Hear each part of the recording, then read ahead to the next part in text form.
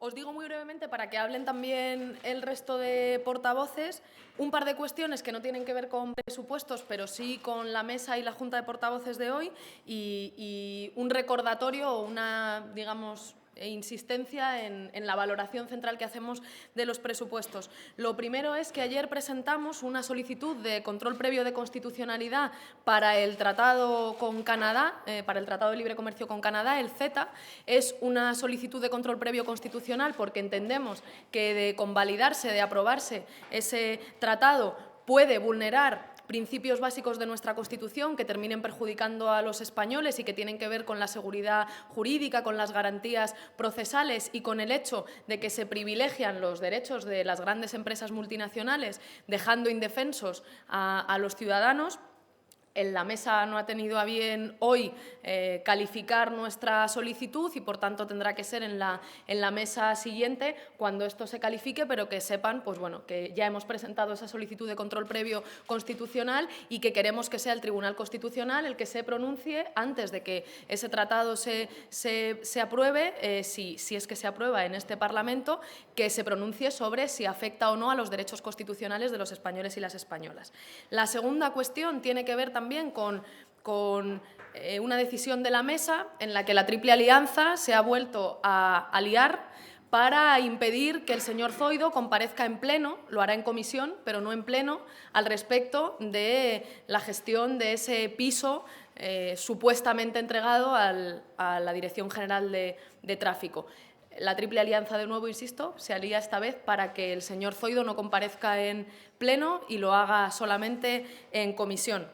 Y al respecto de los presupuestos, pues bueno, la línea que les he transmitido antes y que es contundente porque creemos que así debe ser para defender los intereses de España y los intereses de los españoles y las españolas, y que básicamente tiene que ver con plantear pues, que estos son unos presupuestos que suponen 5.000 millones de euros en recortes respecto a lo presupuestado en 2016, que son unos recortes que consolidan el saqueo a las mayorías sociales en nuestro país. No hay ninguna partida presupuestaria que se incremente, salvo defensa. Analizando los datos veíamos cómo, mientras se reduce un 20% el presupuesto en fomento respecto a lo presupuestado, se aumenta un 30% el gasto en defensa, y esta consolidación del saqueo se produce además en un momento de crecimiento económico. Por tanto, es todavía más sangrante si cabe, porque igual que los españoles y las españolas han estado soportando durante todos estos años en sus espaldas el peso de la crisis, mientras las grandes entidades financieras, mientras el IBEX 35 pues tenía grandes beneficios, ahora nos encontramos con que cuando hay crecimiento económico, dicho así por el Gobierno, pues son los españoles y las españolas quienes siguen soportando los ajustes que el Gobierno hace, insisto, ese recorte respecto a los presupuestos de 5.000 millones de euros. Y a partir de ahí creo que va Xavi, ¿no? Y luego ya lo que queréis preguntar. Bueno, muy brevemente, una valoración ya se ha hecho, pero sí que quería reafirmar algunas de las valoraciones que se han hecho y después me centraré un poquito en el efecto de los presupuestos en el caso de Cataluña. En el caso de la valoración global de los presupuestos, en la línea que ya ha comentado Irene, son unos presupuestos que evidentemente no son unos presupuestos de la igualdad, son los presupuestos de la desigualdad, y evidentemente no son unos presupuestos para consolidar la recuperación económica, sino que siguen incidiendo en aquello que hace que tengamos un modelo económico cada vez más frágil en relación a los cambios económicos mundiales. Por tanto, no consolidan la recuperación, sino que nos hacen más débiles ante posibles ciclos de crisis o nuevos ciclos de crisis. Primero, porque consolidan, efectivamente, como ya se ha dicho, consolidan los recortes, incluso los del último 2016-17, que han sido 10.000 millones, incluso estos, cuando ya se habla de recuperación económica, los siguen consolidando, porque además se marcan unos objetivos de déficit muy estrictos sin plantear alternativas en política fiscal. Y cuando se hace ese juego de marcar objetivos de déficit muy estrictos sin marcar una política fiscal clara de aumento de los ingresos, de una política fiscal redistributiva, en realidad estamos hablando de unos presupuestos que de nuevo van a llevar a nuevos recortes en un país donde hemos vivido ya muchísimos años de recortes continuados. Por tanto, no son unos presupuestos, por mucho que el PP los quiera presentar así, no son unos presupuestos de ninguna alegría, son unos presupuestos de de peligro de profundizar en lo que ya hemos vivido, no, eso seguro, y de peligro, además, de vivir nuevos ciclos de crisis económica. Son los presupuestos que consolidan un modelo de bajos salarios, que consolidan un modelo de desigualdad social, que, además, hacen perder poder adquisitivo a los pensionistas y a las pensionistas de este país, un 1,25%. Son los presupuestos que no están pensados para la economía productiva, porque lo que harán es deprimir o contraer la demanda interna y las inversiones en economía productiva no crecen en ese sentido, y son unos presupuestos que lo único que van a ahondar es en la desigualdad creciente que está viviendo este país, que mientras las 200 grandes fortunas en estos últimos 2 años han visto como su patrimonio se incrementaba en 60.000 millones, hemos visto como muchísimos ciudadanos y ciudadanas caían en la pobreza, en riesgo de pobreza energética. Es decir, no son los presupuestos para las mayorías, siguen siendo, evidentemente, unos presupuestos para las minorías. Y por eso, y por ello, vamos a presentar una enmienda a la totalidad que invitamos a todos los grupos de la oposición que se sumen a ella, que no se sumen al pacto de la depresión, que no se sumen al pacto de la austeridad, que no se sumen al pacto de recortar nuestras esperanzas, nuestras vidas, nuestros derechos y nuestros salarios, sino que se sumen a la alternativa que efectivamente podemos construir. Y respecto a Cataluña, y acabo, efectivamente Mariano Rajoy anunció la semana pasada que estos presupuestos iban a incluir 4.200 millones de inversiones en Cataluña. Hemos visto que en los presupuestos ya es menos que esos 4.200 millones, pero más allá de ello, es decir, ya el año pasado, en relación a los presupuestos de 2016, Mariano Rajoy había anunciado que iba a incluir una partida de 4.700 millones, que finalmente quedó en nada, o yendo incluso un poquito más allá. Entre el plan de cercanías para Cataluña, que necesita una inversión ya, porque afecta a unas 400.000 personas que sufren la infrainversión en infraestructuras de trenes, ese plan de cercanías de 2008-2015, que estaba planeado también en 4.000, siempre todo se rodea en torno de 4.000, se cumplió solo un 10%. Por tanto, digamos que en la valoración global son unos malos presupuestos, en la valoración concreta son una tomadura de pelo. Gracias. Gracias a todos y a todas. Anunciar que nuestro grupo de economistas en el Grupo Confederal está trabajando ya en el detalle concreto y pormenorizado de estos presupuestos generales del Estado, que van a permitirnos hacer una enmienda a la totalidad absolutamente bien fundamentada. Ya sabemos el calendario de los presupuestos, ya sabemos el calendario del debate en comisión, el calendario del debate en pleno en caso de que se pasara ya el trámite de la enmienda a la totalidad, pero nuestro grupo está trabajando de forma pormenorizada por hacer una alternativa rigurosa, sostenible y, sobre todo, desde el punto de vista social, efectiva, para mejorar la economía de nuestro país. Evidentemente, los presupuestos son siempre una cristalización de una ideología y el Partido Popular nos está presentando su propio modelo de sociedad, un modelo de sociedad absolutamente regresivo. Los compañeros y compañeras de Unidos Podemos vamos siempre a defender unos presupuestos generales que tengan el ojo puesto en aquellos sectores más desfavorecidos por la población y en aquellas estrategias de crecimiento económico que sean igualitarias. Por eso, entre la maraña de números en los que estamos viéndonos hoy sometidos por parte de los presupuestos generales del Estado, a mí me gustaría recalcar un aspecto esencial que tiene que ver con la fiscalidad. En el año 2007, el peso de los impuestos directos, es decir, de aquellos que gravan la renta o la riqueza y que son los más justos, significaba en torno al 59,8%, es decir, 60%. Significaban el 60% de toda la recaudación fiscal.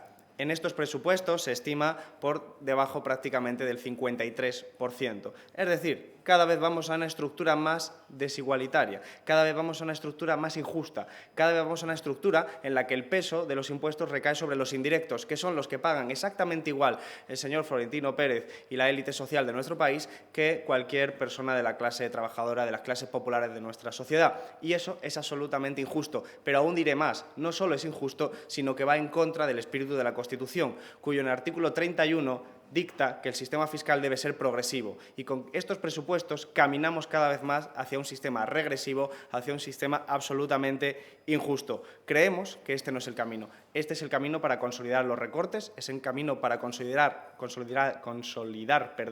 la política neoliberal que ha venido aplicando el Partido Popular durante los últimos años a instancias también de la Unión Europea, pero este no es el camino. porque el camino que estamos hablando nos conduce a la precariedad, al desempleo y, en definitiva, a la carencia de los derechos humanos para una gran parte de nuestra población. Y eso ha de ser revertido. Nuestra enmienda a la totalidad camina en el lado contrario.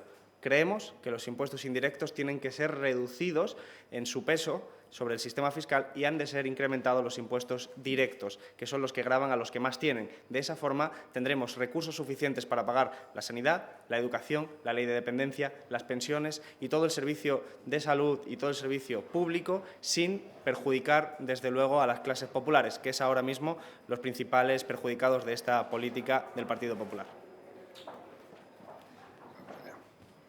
O sea, que soy el que más traigo.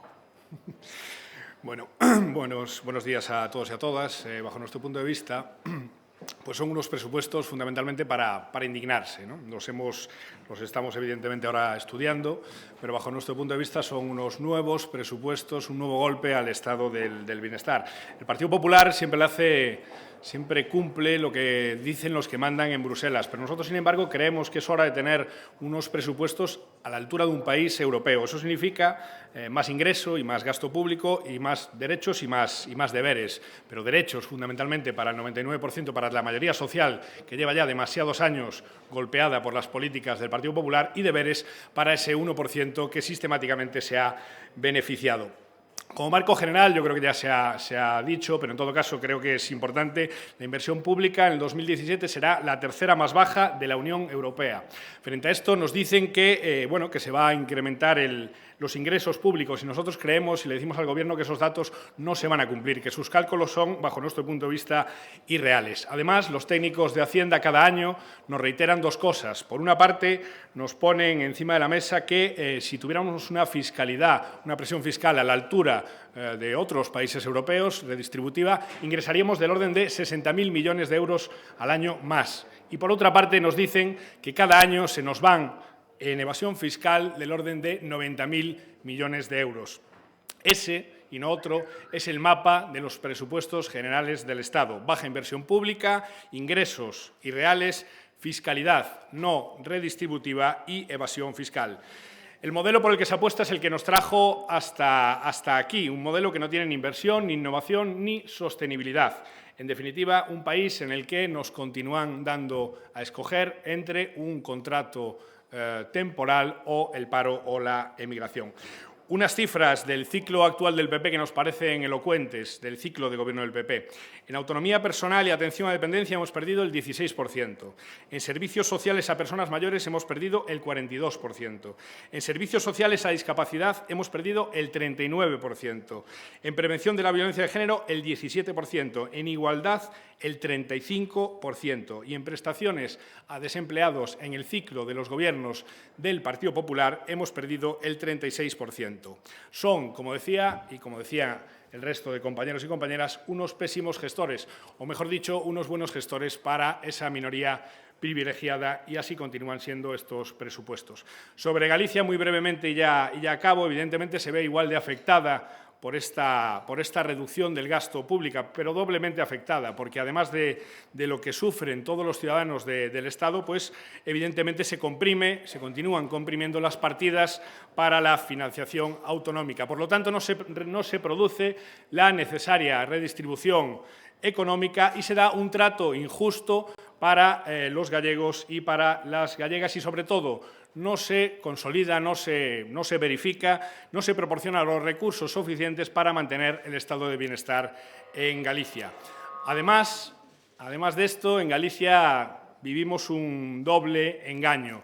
Por una parte, las cifras de inversión no se ejecutan. Lo vemos sistemáticamente, año tras año, grandes cifras de los presupuestos que se van pasando de ejercicio en ejercicio. Las promesas del Partido Popular para Galicia que después nunca se cumplen. Y, en segundo lugar, la inversión en Galicia no es mayor, como dicen, que en otros territorios. Si quitamos la partida que va destinada al AVE, que, según los compromisos del Estado con Galicia, debía de estar ya acabado, tanto, vemos que en absoluto esta partida es para nada superior a otras comunidades y menos a otras nacionalidades históricas. Acabo ya, el Estado tiene que cumplir sus compromisos para con Galicia. Eso está claro y ahí nos referimos al AVE. Pero en todo caso, la vivienda, el trabajo, la sanidad o la educación, eso sí son compromisos, son derechos humanos y además están en la Constitución. Y le pedimos, le exigimos al Partido Popular, al señor Rajoy y al señor Feijóo, que no reduzcan en términos presupuestarios a Galicia en kilómetros de AVE, que además, año tras año, no se ejecutan. ¿Preguntas? Sí, preguntas. Hola, buenas tardes. Yo quería preguntarle a los portavoces de En Comú Podem y de Podemos sobre la situación de Podem Cataluña en la construcción del nuevo sujeto político catalán. Querría preguntarles qué iniciativas hay sobre la mesa para tratar de evitar que Podem se quede fuera de ese nuevo espacio, si se está hablando de alguna iniciativa o se van a lanzar algún tipo de propuesta y, en todo caso, si una coalición electoral sería válida, sería suficiente o no. Gracias. Gracias, Yolanda. Antes de pasarle la palabra a Xavi, que hoy que estamos aquí, pues creo que es quien debe responder. Por nuestra parte, ya sabéis, lo hemos dicho siempre, estamos convencidas de que vamos a seguir caminando juntos y juntas. Hoy es buena prueba de ello y respetando al máximo la autonomía de todos los actores políticos en Cataluña, y por eso creo que Xavi, quien debe hablar, pues que tengan ustedes la seguridad de que por nuestra parte hay una confianza plena en que seguiremos caminando juntos y juntas y que además es una responsabilidad histórica que los diferentes actores catalanes se junten y lleguen a un acuerdo. Es algo histórico y, bueno, pues eso, desde el respeto a su autonomía, que hable Xavi. Gracias, Irene. Eres un autónomo. Bueno, el 8 de abril, como se hace referencia, iniciamos un camino muy esperanzador, que es el camino de construcción de un nuevo espacio político, y efectivamente la dirección de Podem en Cataluña decidió la semana pasada, si no recuerdo mal, el martes, decidió que no querían dar ahora este camino. Vamos a ver si en algún momento está expresa la disposición a andar ese camino, y en ese sentido nosotros construimos este espacio, lo construimos ya. Es decir, ya no esperamos, construimos, porque además hay mucha gente, ya tenemos más de 8.000 inscritos en estos momentos para ir a la Asamblea, por tanto hay mucha gente que ya tiene que construir esto, pero las puertas abiertas siempre, es decir, las puertas abiertas, pero no solo a la dirección de Podem en Cataluña, sino a mucha más gente. Ahora bien, no concebimos, eso es cierto, las puertas abiertas sí, y que esto pueda ayudar en el futuro también. No concebimos en ningún caso un escenario de coalición, porque construimos el nuevo espacio precisamente para superar los escenarios que ya hemos vivido. Creo que con esto te he respondido. ¿Sí? ¿Qué tal? Buenos días. Yo quería preguntarle, Irene Montero, si usted me puede confirmar que ya estaba previsto un tripartito que gobernara la región de Murcia. Lo ha asegurado Pedro Antonio Sánchez. Dice que ayer por la noche se lo comunicó una fuente muy fiable, que el tripartito estaba hecho, dispuesto a gobernar. Gracias. Gracias, María. ¿Cómo decir? El Partido Popular ve muchas veces conspiraciones que le impiden ver lo más importante, y es que Pedro Antonio Sánchez hoy por fin, ha tenido que dimitir porque parece que está implicado en graves casos de corrupción después de semanas en las que la ciudadanía, no solamente los murcianos, sino toda España, hemos tenido que ver escandalizados cómo se sucedían los días mientras el Partido Popular sostenía junto a Ciudadanos, a Pedro Antonio Sánchez al frente de la región de Murcia, incluso viendo, insisto, el escándalo que estaban suponiendo los casos de corrupción en los que presuntamente está involucrado. Nosotros hemos sido muy claros siempre en la alternativa que planteamos para Murcia, y en ese sentido hemos dicho, no hoy, sino siempre, y públicamente, además, en todas estas semanas, que creemos que es posible explorar una alternativa de gobierno, pero para eso tienen que querer el Partido Socialista y Ciudadanos. Ciudadanos ha elegido sostener hasta el último segundo al Partido Popular, y el Partido Socialista no ha mostrado ninguna disposición a buscar una alternativa de gobierno. Eso quiere decir que es muy probable que finalmente los murcianos tengan que expresarse y tengan que ser los murcianos quienes decidan cuál es el futuro del gobierno de su comunidad. Insisto, nosotras llevamos varias semanas planteando algo creo que de bastante sentido común, y es que existe la posibilidad de una alternativa de gobierno, pero para que exista una alternativa tienen que querer los diferentes actores, y hemos visto cómo se han posicionado. Mientras nosotros hemos apostado por intentar construir una alternativa de gobierno, el Partido Socialista no sabemos muy bien a qué se está dedicando, y Ciudadanos ha decidido plantear rotundamente un apoyo a Pedro Antonio Sánchez, que se ha mantenido hasta el momento de su dimisión. Pues ante eso es posible que sean los murcianos y las murcianas las que tengan que expresarse y decidir el futuro de su región. Vamos, que no había tripartito. Si lo hubiese habido, creo que ustedes hubiesen sido los primeros en enterarse. Gracias. Sí, bueno, al parecer el PSOE ha dicho que la dimisión de Pedro Antonio Sánchez no es suficiente y que hay que explorar la posibilidad de ese gobierno alternativo y insta a Podemos y a Ciudadanos a explorarlo. No sé cómo van a afrontar estas negociaciones, si descartan pedir entrar en el gobierno, que era la condición, ¿no?, que Ciudadanos ponía para cualquier posibilidad, vamos, que ponía como que no condición. Me reafirmo en lo que decía antes, si se trata de explorar una alternativa de gobierno, nos van a tener ahí para explorar esa posibilidad, y si no es posible, pues tendrán que ser los murcianos los que se expresen en las urnas, que es lo democrático, y decidan qué gobierno quieren para la región de Murcia. Yo tenía una pregunta para Xavi Domènech también, y dos cuestiones. Sí, sobre la cuestión del sujeto político catalán, que dice que dejan las puertas abiertas a la participación de Podem. Me gustaría saber de qué forma, con qué fórmula, si no es la coalición, podría participar Podem en el nuevo sujeto político. O sea, este sujeto político se crea el 8 de abril y este sujeto político está pensado no en términos electorales. Si alguien estuviera pensando que hemos hecho todo esto solo pensando en términos electorales, se estaría equivocando radicalmente. Yo por eso el debate sobre coaliciones, todo esto me parece un profundo error, porque este espacio político se crea al calor, efectivamente, de victorias electorales, pero se crea sobre todo al calor de la necesidad de construir un instrumento para construir una nueva hegemonía en Cataluña, es decir, para construir una alternativa de Cataluña y para Cataluña. Y, por tanto, si alguien está planteando en estos momentos debates electorales, me parece que no ha entendido de qué escenario estábamos hablando. Dicho eso, ese espacio político se construye el 8 de abril y sigue en construcción. Por tanto, todos aquellos que se quieran incorporar, evidentemente, como no puede ser de otra manera, tendrán las puertas abiertas. ¿Cómo se definirán las listas electorales? Esto es algo que aún no está determinado, porque es que, sinceramente, el debate no es este, aunque parezca que no, pero el debate es otro. Estamos construyendo un espacio político no para ir a unas elecciones, sino para las futuras décadas en Cataluña, y eso significa muchas cosas. Un espacio político que tenga capacidad de intervención social, un espacio político que tenga capacidad de intervención en la construcción de la sociedad civil, y también un espacio político que gane elecciones, y esperamos ganar las próximas, también eso. En ese sentido, las puertas siempre están abiertas, pero repito, tiene que haber también la disposición a estar, tampoco. Yo creo que si esa disposición a estar se expresa claramente, no hace falta que sea en público, en privado, como se quiera, es que las puertas están perfectamente abiertas, porque es un espacio que se construye el 8 de abril y sigue construyéndose, porque nuestra aspiración es el 8 de abril. Para nosotros inauguramos, y sé que en Cataluña la palabra histórico se ha utilizado con una profusión que a veces devaluaba la palabra, pero yo la voy a utilizar. O sea, yo creo que el 8 de abril se produce un hecho histórico, que es la conjunción de todas aquellas opciones que vienen de las experiencias de 15M, que vienen de la experiencia de lo que ha sido Podemos, la conjunción de todo eso también con espacios políticos y con nueva gente que se ha incorporado.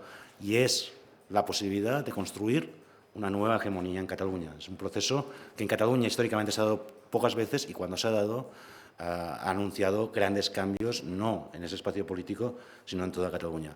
La relación con Podemos es que para nosotros el referente es Podemos. O sea, para nosotros, el referente de todo el Estado es Podemos, es de nuestra relación. Trabajamos en el mismo grupo confederal, pero no solo por eso. Es que venimos de los mismos sitios y esperamos que en ese sentido, también en Cataluña, para la dirección de Podemos, se pueda dar esa disposición y, por tanto, se pueda solucionar todos los problemas que pueda haber. Pero, repito, eso tiene un tiempo. Nosotros tenemos una fecha muy concreta, es 8 de abril. Y 8 de abril empezamos una historia. En esa historia podrán estar muchas más personas, muchos otros sujetos, evidentemente, queremos que estén, pero empezamos el 8 de abril. ¿Es posible, entonces, por aclarar, una Sí. integración orgánica de Podem en el nuevo... ¿Es posible una integración orgánica de Podem a estas alturas en el nuevo sujeto político? Pues catalán? posible, siempre es posible todo. O sea, lo que pasa es que ahora nosotros estamos concentrados en lo que estamos concentrados. Hay 8.000 personas, se han presentado, hemos hecho 170 asambleas por todo el territorio, ha habido más de 3.000 enmiendas, ha habido personas que se han preocupado de leerse todos los documentos, hacer las enmiendas para construir un ideario y una propuesta de país, y eso es lo que nos ocupa y nos preocupa el 8 de abril. A partir de ese momento inauguramos ese espacio político. Ese espacio político permanece cerrado, ni mucho menos. Es que además sería un error que permaneciera cerrada en ningún sentido. Por tanto, las puertas siempre están abiertas. La portavoz parlamentaria quería preguntarle por la decisión de la mesa de apercibir al diputado de Unidos Podemos, Diego Cañamero. ¿Qué valoración hacen de esto? Gracias. Ya lo saben, para quien quiera continuar con el debate sobre el decoro parlamentario, para nosotros, bueno, es verdad que los partidos que llevan demasiado tiempo aquí solos, sin escuchar a los ciudadanos y a las ciudadanas, se habían acostumbrado a que muchas veces no se escuchasen verdades, bajo la apariencia de las buenas formas y del decoro parlamentario se pudiese estar completamente ajeno a los debates fundamentales de nuestra sociedad, y a veces les incomoda que haya un grupo confederal como el nuestro que desde la diversidad, desde la pluralidad y desde un montón de trayectorias plurales y diversas dice en este Parlamento verdades que, aunque sean incómodas, no por ello dejan de ser menos verdades y menos representativas de lo que siente y piensa la mayoría de la población en nuestro país. El hecho de que en nuestro país hay una justicia para pobres y una justicia para ricos es algo que creo que piensa absolutamente todo el mundo. Absolutamente todo el mundo. Y lo vemos en situaciones en las que vemos cómo permanentemente hay grandes empresarios, grandes banqueros que se pueden permitir el lujo de vivir fuera de la ley y de tener filiales en paraísos fiscales y no tributar en España. Y luego, además, en lugar de que eso sea perseguido por la ley de nuestro país, se les hacen amnistías fiscales para que puedan regularizar su situación con todo lujo de detalles y de comodidades. Bueno, pues, y frente a eso, y creo que no lo he dicho yo, lo han dicho destacados miembros del Poder Judicial, hay otra justicia, cito literal, para el robagallinas, para el que no tiene muchas veces recursos y que al final termina viéndose perjudicado por una justicia que luego no se aplica a la mayoría de la gente con mucho poder en nuestro país y que, insisto, se puede permitir vivir por encima de la ley. Entonces, a quien quiera seguir avivando el debate sobre el decoro parlamentario, pues para nosotros decir verdades forma parte del respeto a esta Cámara y del respeto a nuestro país, que es quien nos elige para estar aquí, y falta el respeto al decoro parlamentario es que una señora vicepresidenta se le hagan 8 preguntas o 10 preguntas y no responda a una sola de las preguntas que se le formulan en una sesión de control al Gobierno. Falta de respeto al decoro parlamentario y falta de respeto a esta Cámara y tomadura de pelo a los españoles es que la Triple Alianza se alíe para impedir que comparezca el señor Zoido en el Pleno o que comparezca el señor Isidre Fainé después de que una mujer muere por pobreza energética en nuestro país. Falta al decoro parlamentario es que un ministro se vaya de copas con un defraudador a la hacienda pública. Eso es la falta al decoro, al respeto y la tomadura de pelo a los españoles que se tiene que acabar, y todos esos ejemplos los lleva a cabo la misma formación política, que esta es la que está en el Gobierno, el Partido Popular, sostenida por esa Triple Alianza, por el Partido Socialista y por Ciudadanos, aunque lo hagan con muy buenas formas.